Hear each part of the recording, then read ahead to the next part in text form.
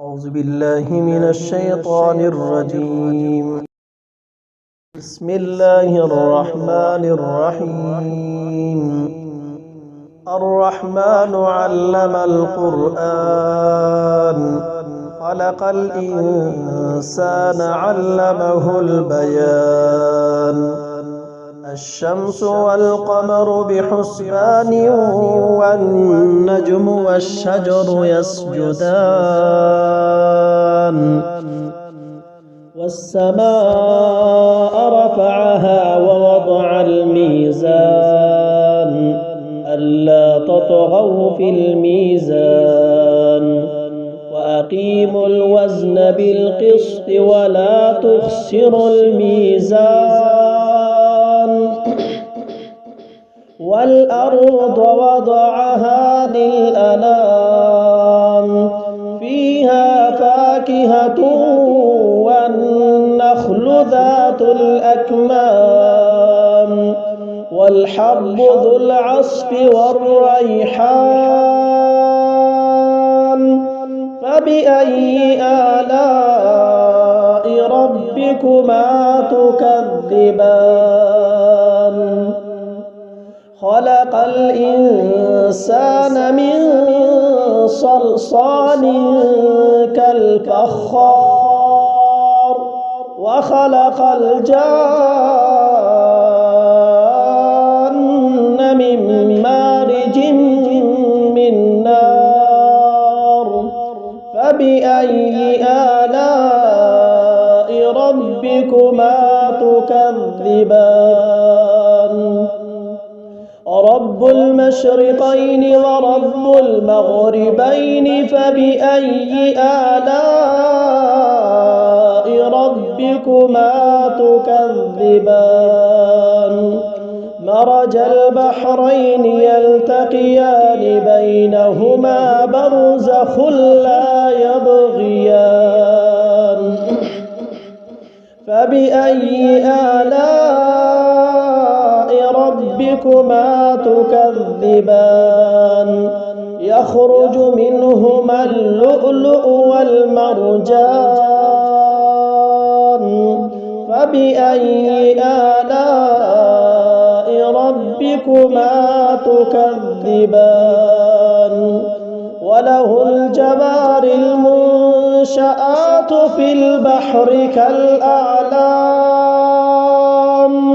فبأي آلاء ربكما تكذبان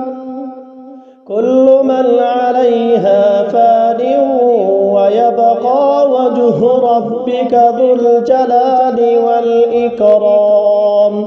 فبأي آلاء ربكما تكذبان يسأله من في السماوات والأرض كل يوم هو في شأن فبأي آلاء ربكما تكذبان سنفرغ لكم أيها الثقلان فبأي آلاء ربكما تكذبان يا معشر الجن والإنس إن استطعتم أن تنفذوا من أقطار السماوات والأرض فانفذوا لا تنفذون إلا بسلطان فبأي آلاء ربكما تكذبان يرسل عليكما شواظ من نار ونحاس فلا تنتصران فبأي آلاء ربكما تكذبان فإذا انشقت السماء فكانت وردة كالدهان فبأي آلاء ربكما تكذبان فيومئذ لا يسأل عن ذنبه إنس ولا جان فبأي آلاء ربكما تكذبان يعرف المجرمون بسيماهم فيؤخذ بالنواصي والأقدام فبأي آلاء ربكما تكذبان هذه جهنم التي يكذب بها المجرمون يطوفون بينها وبين حميم آن فبأي آلاء ربكما تكذبان ولمن خاف مقام ربه جنتان فبأي آلاء ربكما تكذبان ذواتا أفنان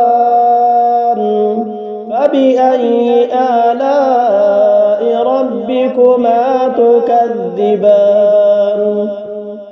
فيهما عينان تجريان فبأي آلاء ربكما تكذبان فيهما من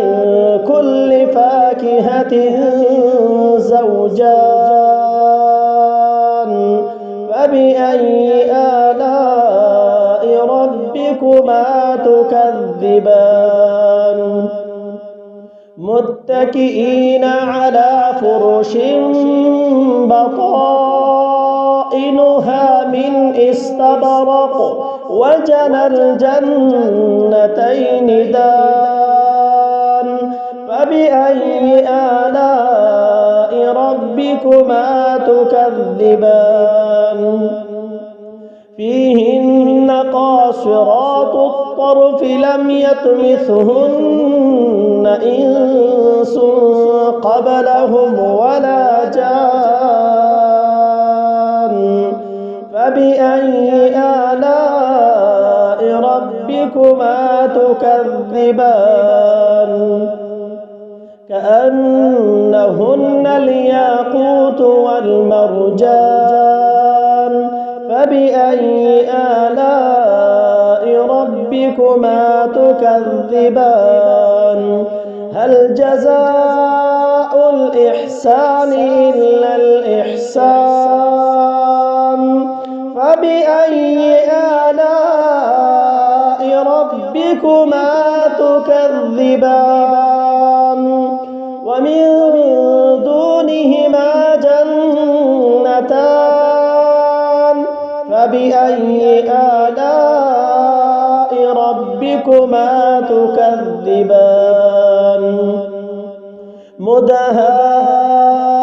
مدهامتان فبأي آلاء ربكما تكذبان فيهما عينان نضاختان فبأي آلاء ربكما تكذبان فيهما فاكهة ونخل ورمان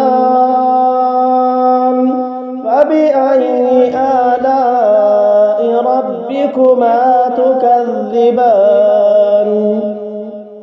فيهن خيرات حسان فبأي آلاء ربكما تكذبان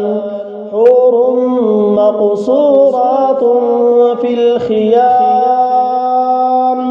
فبأي آلاء ربكما تكذبان